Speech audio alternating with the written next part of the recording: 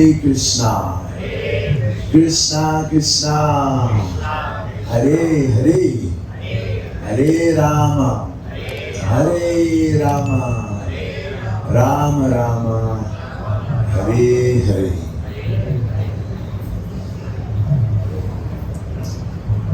We have quite a topical discussion and a question which is often asked by many people. That does free will exist, or is everything predestined? This inquiry comes up in the minds and hearts of people when they discover that it seems their own agency and their own desire is not being facilitated at their own beck and call. When we find obstacles in our desire fulfillment programs, when we have strong desires that we're cultivating, but we are not seeing them come to fruition,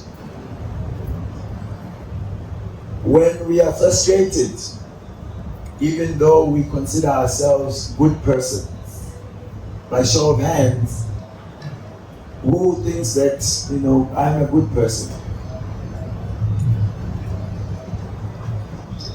Yes, this is encouraging. More than half the audience. Who doesn't think that they are a good person? And you're in the right festival, so you can also raise your hand. So generally we all feel, I'm a good person. At least I've got good intentions. Or most of the time, I'm well motivated. It's the other people who bring out the bad part of you, actually. So, free will. How to understand that? We have to understand first the Supreme Personality of Godhead, who's the source of everything and the source of every quality. The Supreme Will. So Krishna is unlimited in his ability to enact his own desires. There are no obstacles to the fulfillment of Krishna's desire. And so whatever he wills becomes fact. This takes us to Vrindavan. In Vrindavan, Krishna is staying there as a little boy, the son of Nanda Maharaj and Mother Yashoda. And there, Lord Krishna, although he's the supreme person, he is enjoying the pastimes, the flavors of love and affection between himself and his devotees, who consider him to be their own very child. So in the evenings, Krishna is so absorbed in playing with his friends that he does not want to come home. This I can recall personally in my own life, that every evening I would be found playing with my friends. My sister would have to come and get me. That time television was new. I would be shocked by every day. It's almost like same thing. You get this step, hey, let's go, it's time to go home. We are all just stuck looking at that black and white TV. Or we are running around in the field. So absorbed in play, not wanting to give up our friends. So Krishna, similarly, when he's playing with his friends, he is so absorbed that he has no other aspirations. And Mother Yashoda every evening has to take trouble to convince him to come home so that he can take his bath. You know how the bath and the kids sometimes is a big issue. In fact, the evening bath comes with lots of tears, which helps the kids to finally go to bed, fully exhausted after that evening cry. So Mother Yashoda, to make sure that Krishna gives up the habit of staying out late, she told him, come here, haven't you heard that there is a monster that eats sucks the blood of young boys, and it comes out when the sun goes down. Matter what monster? It is called the high monster. It's very fond, especially of young boys. It sucks their blood, and you don't want to be a victim to it. So Krishna, believing his mother, okay, mother, you ran into the house. And so in the coming week, he was not coming home late. As soon as the sun was setting, he would find some excuse to leave his coward boyfriends to go home. 1 week passed. The next week, mother showed him she needed something in the outward house. She said to Krishna, my dear Krishna, you please go get this for me. It's in the house in the courtyard. And Krishna said, Mata, I cannot go outside. Why not? You just go and get it for me and come back. He said, Mata, outside there is the high monster. I don't want to be eaten by the high monster. Mother Yashoda said, no, there is no monster. No, Mata, you told me that there is a monster. There is a monster outside. Mother Yashoda said, no, I just told you that just to frighten you. There is no monster. Krishna said, there is, and it eats young boys. Mother Yashoda, in her frustration, she left the room. There is no monster. See, when she went outside, all that everyone heard was her screaming. She came running into the house. Krishna said, Mata, what is the problem? So there's a monster outside. So Krishna, he is Satya Sankalpa, that his convictions are the absolute truth. Because Krishna was convinced that there's monster outside, and therefore that monster became a reality. Mother Yashoda had just told the story to scare him. So therefore Krishna's desire has no obstacle for fulfillment. Therefore he is supremely free to act in whatever way he wants. We, on the other hand, are limited in our scope of expressing our will. Just as the relationship between the Supreme Lord and ourselves is mentioned, that it is like the drop of water in relation to the ocean. The drop, when you study it, it is also liquid as H2O. If you study it, you'll find certain salt content. So by studying the drop of water, you can understand the entire ocean, yes?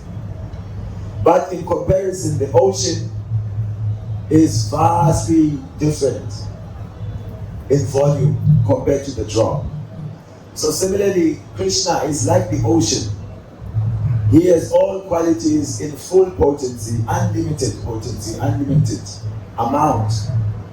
We, being the part of Krishna, the drop of that ocean, have the same qualities as Krishna, but we have them in smaller quantities, or we have it in small potency of volume. So, free will is the benediction that Krishna has given the living entity, especially because it facilitates the loving relationship.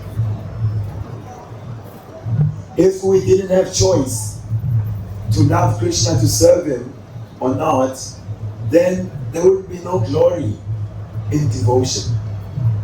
If we were designed, programmed to be like robots, that would also say something about the supreme programmer. Krishna programmed us that we cannot choose anything but him. Then where is the glory of the loving relationship? So Krishna left a room for us to choose if we want to serve him, if we want to know him, if we want to love him or not. And the majority of the living beings in this material world, we have chosen to move away from that relationship. We have chosen that we are interested in experiencing the position of God. So he is the central figure of creation. He is the central object of affection. And we, in our curiosity, I wonder what it's like to be the center of attraction, to be the creator, the maintainer, the life of the party. So that desire cannot be fulfilled in the spiritual world. So the material world is created for that reason. Here we can try to be the center. But everyone is come with the same motive. And here sometimes when there's too many chiefs, that's the expression. When there's too many chiefs, then it's difficult to get something done. Because each chief has his own idea how things should be done. This is the world of politics, whether formally or informally, even in the home. And there's the expression, who wears the pants around here? These days, everyone wears the pants, right? Men and women wear the pants. Sometimes the pants just mean who has the bigger paycheck. They say my will, or my way, or the highway. So these are the types of clashes that are going on between the parts of God who are trying to be God, controller, enjoyer, center. So we are finding competition in the marketplace of being controller, enjoyer. Therefore, what we desire is not necessarily always what we get. So, this free will makes the relationship matter. The example we give, maybe by show of hands, how many of you here are married? Sometimes marriage is touted as the goal of life, no? If you're not married, people are so concerned. I know personally, I've been getting so many of these questions over the years. Hey, Prabhuji, when are you getting married? Oh, you don't want to get married? Why you don't want to get married? I remember my aunt, she came up to me and said, son, you are like a tree full of ripe mangoes and you don't want anyone to eat them. I said, Ma, you really think I'm just like mangoes to be devoured by others? So you are married, say 2 years, 3 years, 10 years, and then one day your mother-in-law or father-in-law calls you aside and says, you know, Rakesh, you know why Kelly married you? You say, why? Yes, so she was forced to marry you because if she didn't marry you, then her family was going to disown her. And when your own husband or wife tells you, hey, you know, I had no other choice to marry you. If I didn't marry you, then maybe I was meant to pay a particular debt. So your father told me, you marry my daughter, if not, you have to pay me so much money. How would you feel to find out that your spouse was forced to marry you? They didn't choose you, but they were forced to marry you. How would you feel, sir? Not good. Yeah, because we want to feel that our significant other saw some special qualities in us and was inspired by us to be in a marriage with us.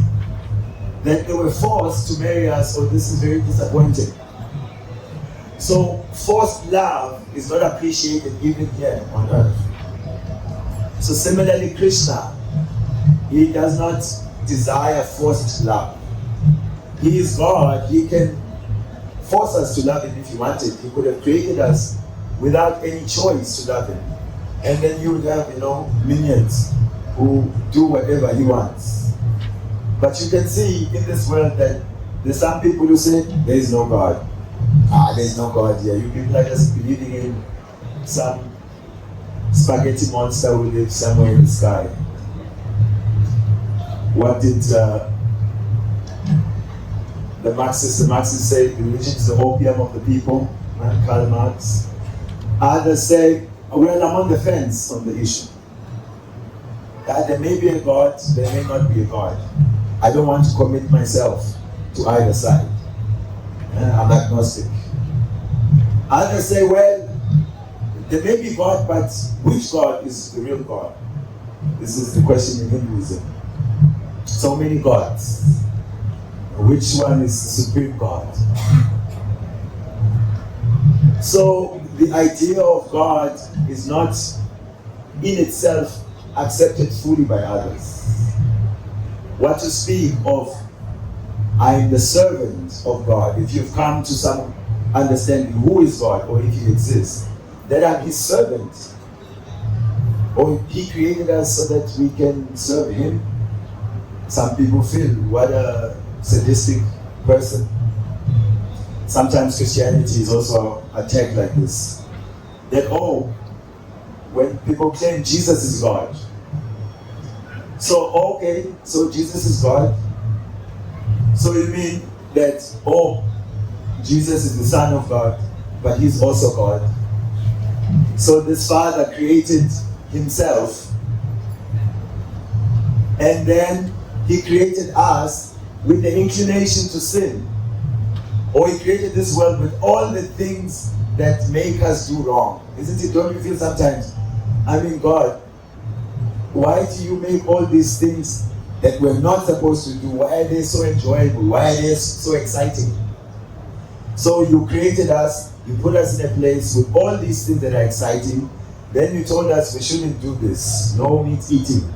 No gambling. What about Isbaya? No illicit sex. You mean just this one person my whole life? Come on. So people, we feel like that. Because we think this world is for our enjoyment. Really, it's supposed to be a park where we enjoy. And so now, serve you. You created yourself. You created your Son. He is you. You created us, and we sin. And then you can't find it in your heart to forgive us. So then you want to die for us. You have to kill yourself so that by you dying for our sins, then we may feel maybe bad, and then we will. So there's no end in our internal dialogue and turmoil about God. What to speak of surrendering to God. Now surrender means, hands up. You are helpless at that point. You are now depending on me. Not many people come to that point. So Bhagavad Gita is a demonstration that free will actually exists. Because first, in the Bhagavad Gita, we find Arjuna who's conflicted about performing his duty as a warrior. He doesn't want to fight because he doesn't want to kill his family members who are also on the battlefield on the other side. But there is Krishna convincing him that he should fight. Krishna appeals to his dharmic side. You are a soldier. It is the duty of a soldier to protect the citizens. The highest protection is to protect the people from irreligiousness, because that will affect the onward journey of the spirit, the soul, who is eternal. Arjuna is so confused, but because of his piety, he eventually says, Krishna, I find that there's no one who can relieve me from this confusion. So I'm accepting you as my guru. I'm your disciple, surrendered unto you. Please instruct me. Then Krishna gives all these points throughout the Bhagavad Gita. But in the 18th chapter, Krishna says to Arjuna, Vrimshi Sad Ashay Shaina.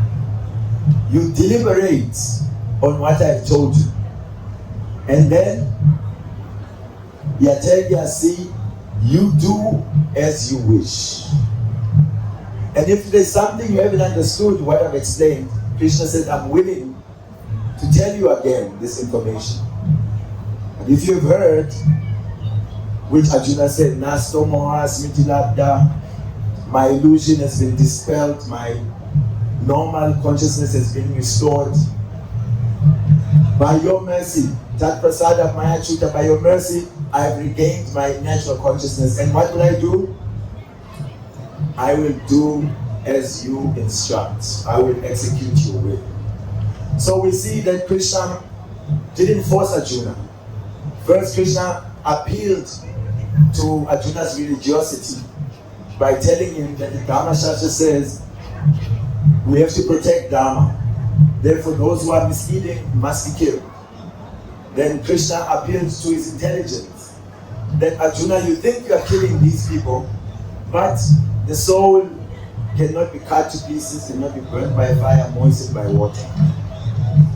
That the soul is immortal. It is simply changing from boyhood to youth to old age. Death is not the end. Because Krishna is respectful of our intelligence. We have to come to a decision having been convinced by proper logic and sense. Then ultimately, he leaves it to Arjuna, you decide what to do. And then Arjuna fought that war was out of his own free will. So now, free will, karma, destiny, how do they interlink? So karma technically means activities. So the result of our activities. We have acted in the past. And by those activities, we are finding ourselves in a particular situation now. Just like you, sir. Some years ago, you and your wife had these boys. And today, they are your responsibility. At some point, because you had them, you have to pay for school fees.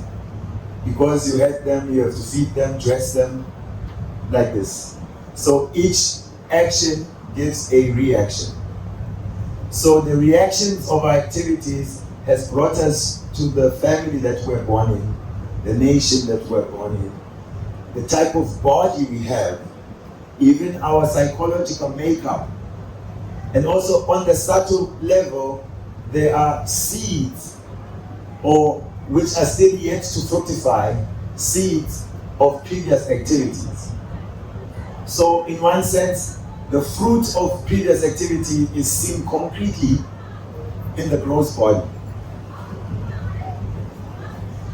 In the subtle, means in the mind, so in modern sciences subconsciously, lies other seeds which are not yet fructified. Therefore, our mentalities vary because of what we've experienced in the past. So all of these, they influence our present situation. They influence how we make choices. Sometimes we're driving on the roads and the light turns orange. And it's two people, could be husband and wife. One says, just go for it. Another says, no, orange means you should stop now. I have a brother who, when we stopped at the light, even when it was red, if you ever see this, it's true. he would just say, if there's no cars, you should just sneak up on this light. So it's red, but he's halfway in, he just looks around, it's a suggestion, red is a suggestion, it's not, hasn't been stopped. Means you could stop. So if you grow up around siblings like that, later on, even though I'm a Hare Krishna, we're expected to, follow Dharma. But on the roads, I tend to just naturally want to question, why should I be stopping here for so long? I feel inclined to sneak out on it. But when I drive with other devotees, I try to be responsible because on my own, you would swear that I'm a child of a taxi man. You're doing the right thing. You're living in South Africa. South Africa, some places, if you stop and something happens to you, people will even scold you. Why did you stop there? It's a unique place.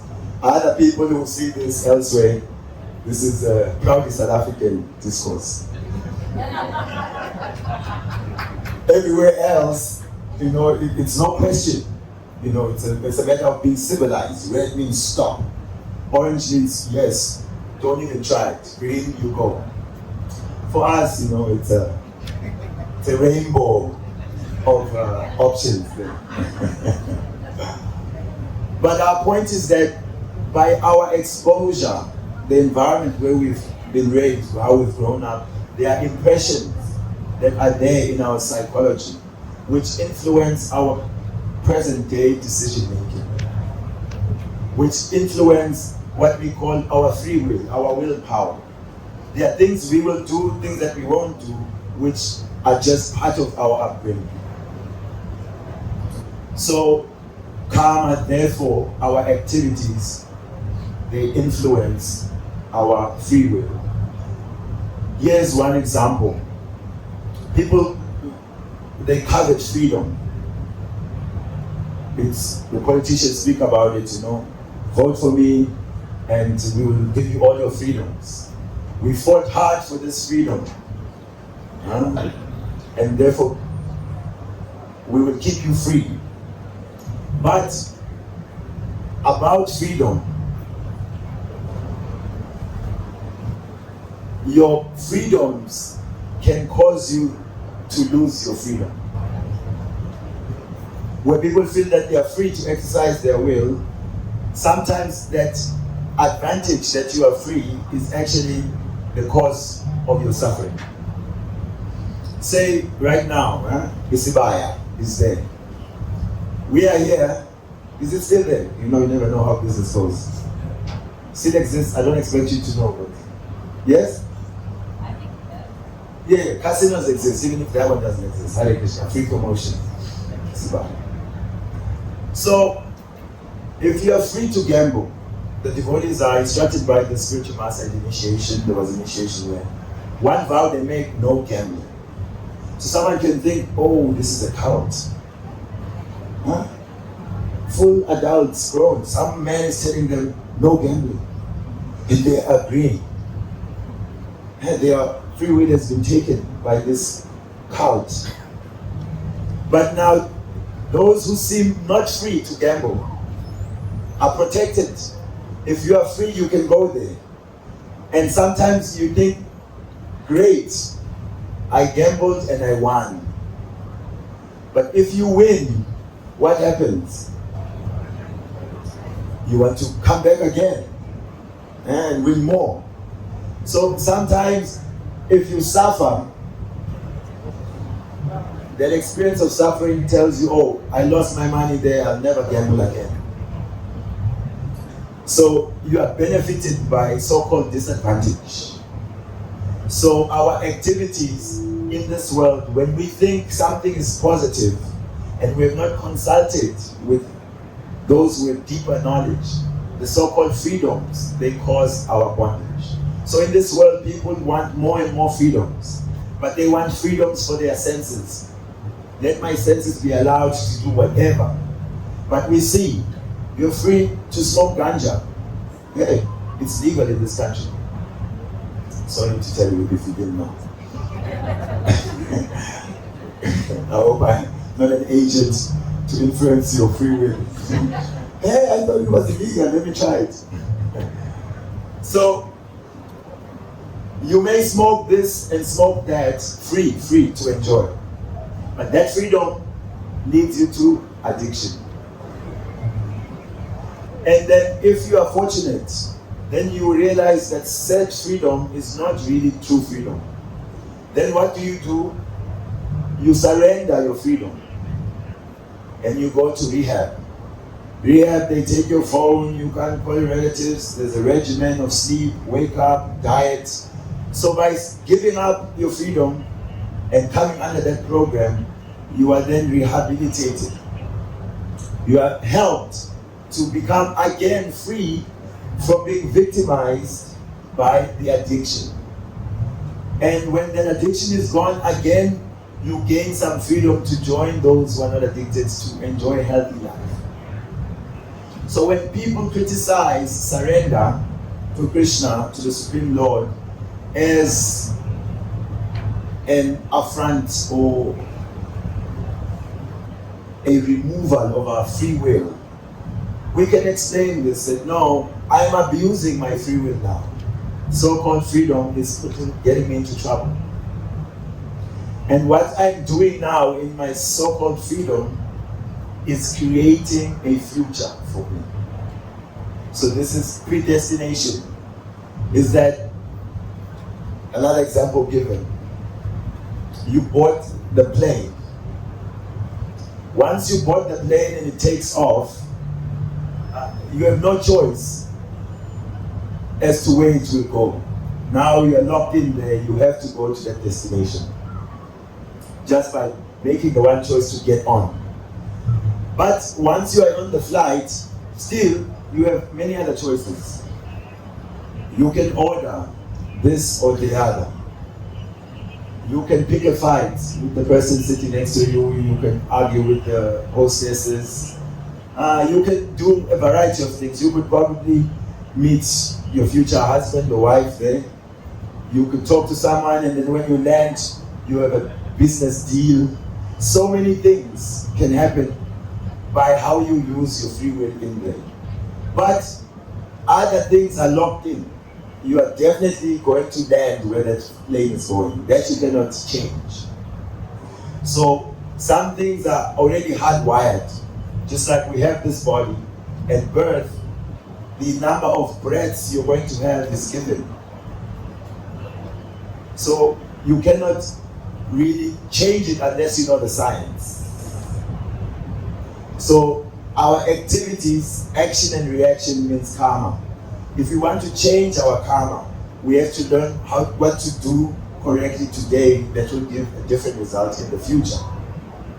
And so the process of bhakti is particularly relevant because whatever we've done in the past is bound to give the fruit. You've planted the carrots, they must sprout out of the ground. You've committed the activity, good or bad, it must give the result. But when we act in devotion to Krishna, then Krishna, he takes charge of our life. And then he can adjust our karma. Therefore, even when we are hit very hard by our deserved karma, what destiny was bound to bring to us, the devotee can understand that my well-wisher, the Supreme Lord, the Lord of my heart, has allowed this to happen simply to teach me some lessons. It could be the lesson that you are in this world, and in this world there's suffering. Do something that will take you out of this world. Sometimes we are very proud and puffed up about our current position, and we'll have to be embarrassed to come to some point of humility. It's very difficult when life is going well. You have to be humble. So Krishna has locked in through time diseases. Oh, when you are sick, all of a sudden your education can't help you, your money can't help you, all your contacts on your phone cannot help you. You become dependent like a child. Then maybe some humility can rise. Old age humbles us. When we lose our resources, and we become humble. Sometimes we don't even know who our neighbors are. If you go to the affluent places, everyone's got very tall walls, barbed wire, and they may know what car the neighbors drive because there's so many cameras around. But there's the spirit of trying to know your neighbor, trying to create human relationships may go. So Krishna has put the ingredient of suffering. And this is the subject of our next talk. There's a question, why does God allow suffering? I think that is, we will repeat that there also. So the point is this, is that our free will, our activities, and our destiny should be seen in light of our relationship with the Supreme Lord, in our relationship with the spiritual reality. Then we find some way to reconcile what is going on in our lives. Then we don't blame Krishna for the fruit of our own activity, Because we are very good pointing the finger, no? What do the elders say? When you point at others, there's 3 other fingers pointing at ourselves. So human life means we have to accept the responsibility. Whatever's going on in my life is a result of my own doing. I am responsible for everything that has come to me. But that is difficult, because if I punch you in the nose, then who just punched me on the nose? It's definitely he punched me. But Bhagavatam speaks, Tatenu kampam shishamanu, Tatenu kampam shishamanu, Bujane vatma kripakam. Tat kripakam means the action that has been done. If you let it end there, or he punched me, you accept that it's a reaction of your previous activity, that's the end. But if you think he punched me, therefore I have to punch back, you are starting another cycle for getting a next punch. So when you are punching back, you are basically punching yourself. Then it said that devotee will tolerate all the hardships that may come to them, and within the core of the heart accepts that this is the result of his previous activities, and doesn't deviate from worshipping the Supreme Lord, then the kingdom of God becomes his rightful claim. This is higher grade existence. Our normal existence is an eye for an eye, therefore blind world.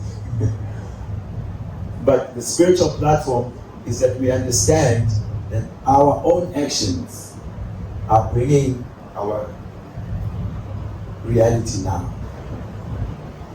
So these are a few words. Let's look at some questions. It's a very intricate topic, sometimes very sensitive. My friend Marabu Chandra is here, and we have a WhatsApp group of devotees, and it came up in some discussions, and it was fireworks. Because another aspect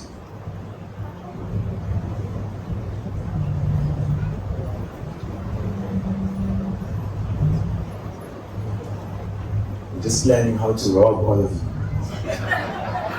And you're all just sitting there. Faith, you are faith that it's all good because he's wearing the clothes. So we had such discussion. One point that comes up, it may have come up in your own life.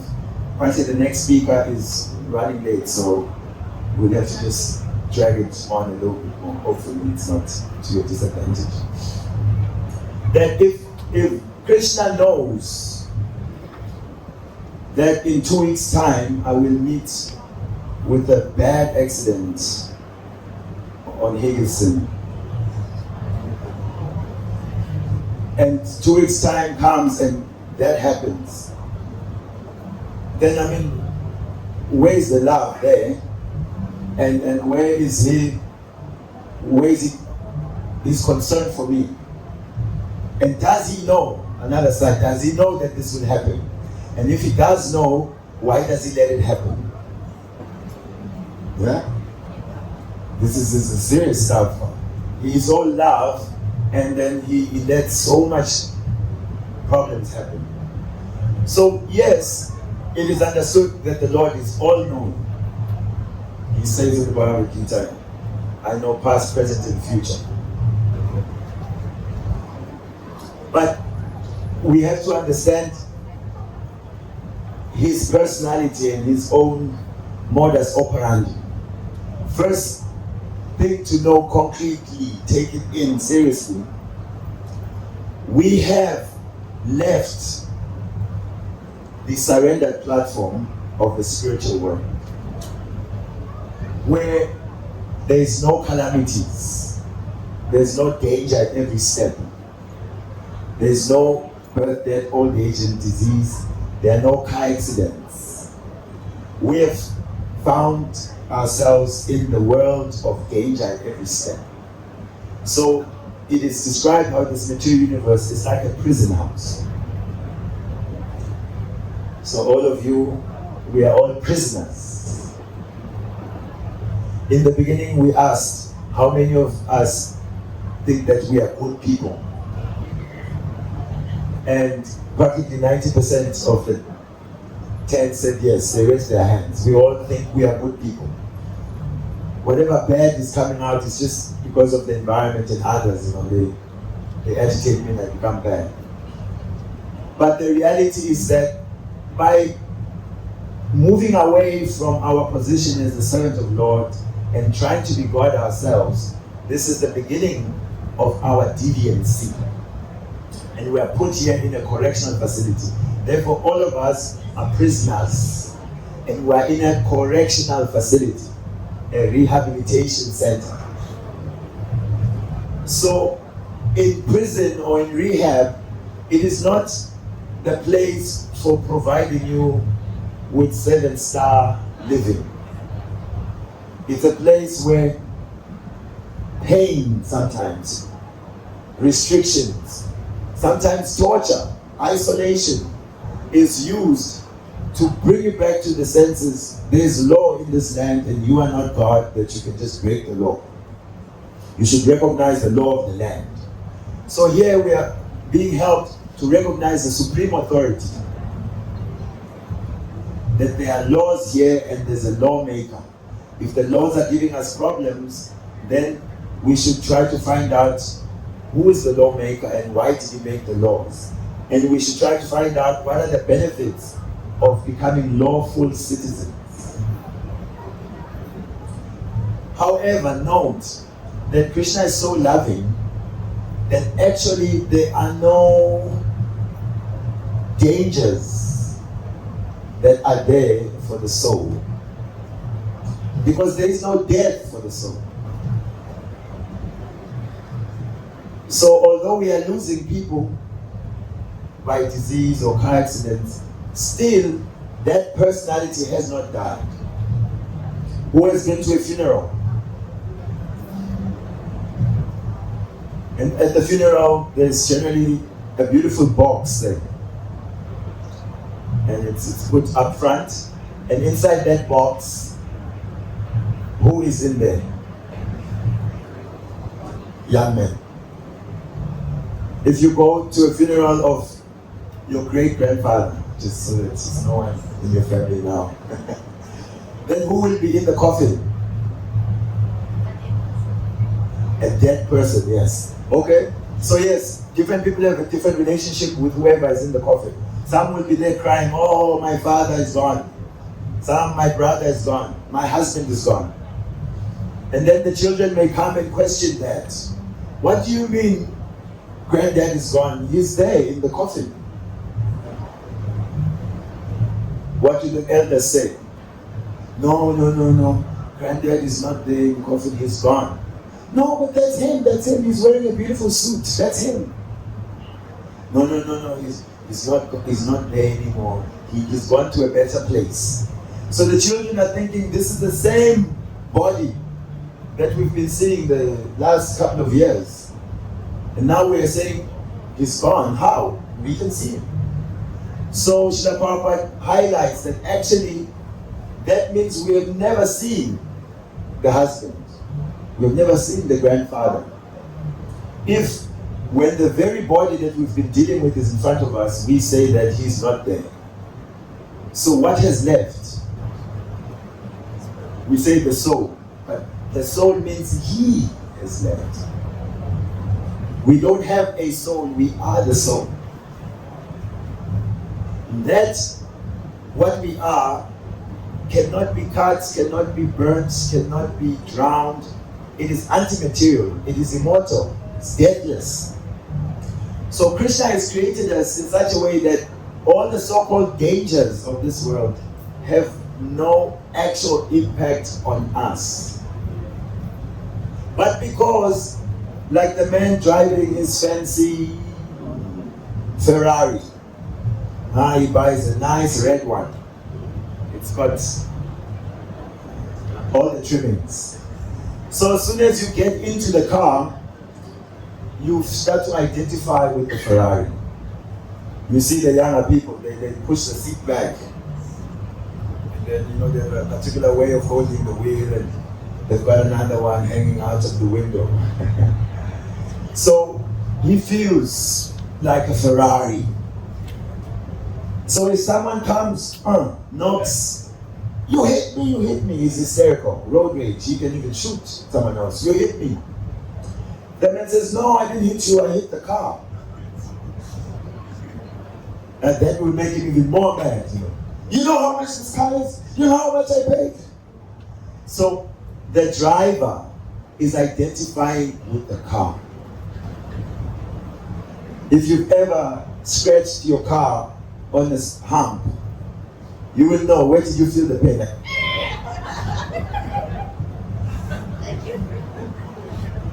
It hits right there. Why? Because we have merged our sense of identity with the vehicle that we drive.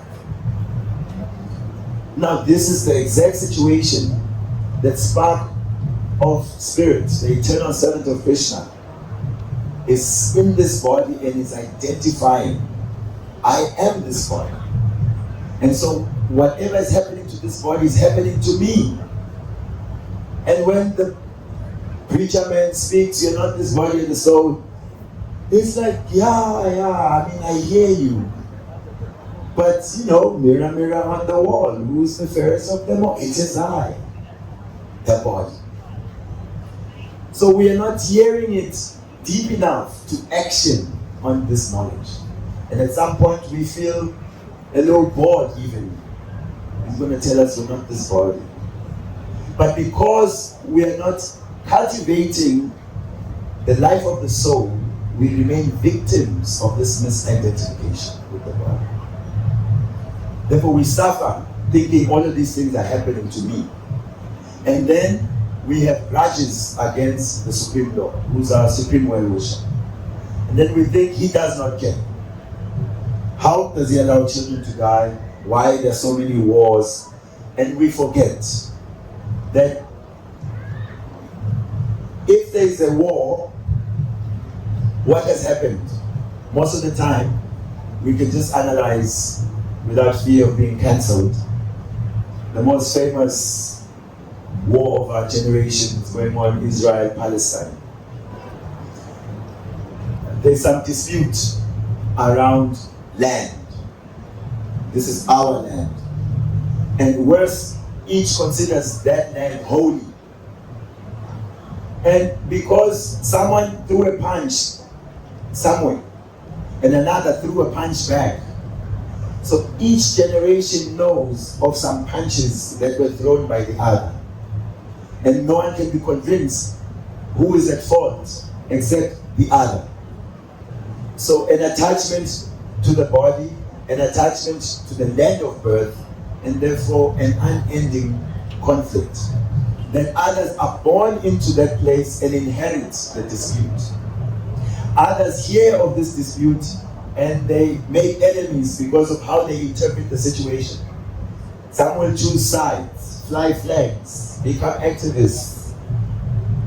So many activities are coming, but all of this is because the spiritual beings have forgotten that Krishna is Sarvaloka Maheshwara. He is the owner of all the planets and all the lands. It is an illusion to think this is mine. These days that is tough sell, because to buy a plot of land, how much money is that? Especially in the cities. And to earn money, how much time, sweat, and tears it takes. So preacher man telling us this is not my land, it doesn't land. I paid so much. This is mine. And the children very early show. As soon as you tell mine. Or you come, you sit in one chair. No, this is my daddy's chair. You take a cup. No, this is already in that misconception of being the possessor. So, although Krishna knows that if you act like this, you take this choice or that choice or this, however many choices you may take, he understands what will be the result of those activities. but it is not his fault. Oh, what choices we've made and the result that will come to us. So we should not blame the Lord.